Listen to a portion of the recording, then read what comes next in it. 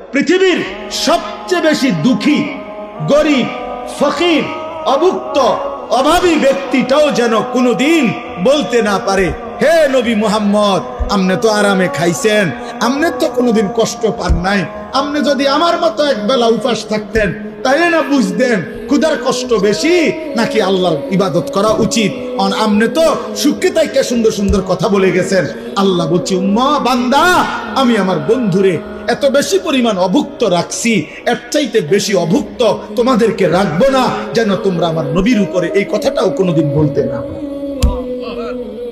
আজ পৃথিবীর কেউ বলুক, বলেন না বাবা, আজ পৃথিবীর কেউ বলুক যে আমার ঘরে আজকে 3 মাস চুলায় আগুন জ্বলে নাই দেখা আমি নামাজ পড়তে পারিনি।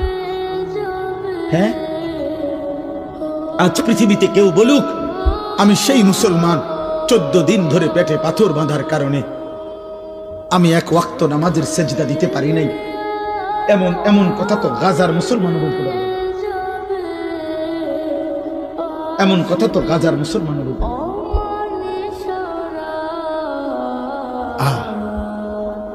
বলেন চাচা, বুঝছেন নি হিসাবটা?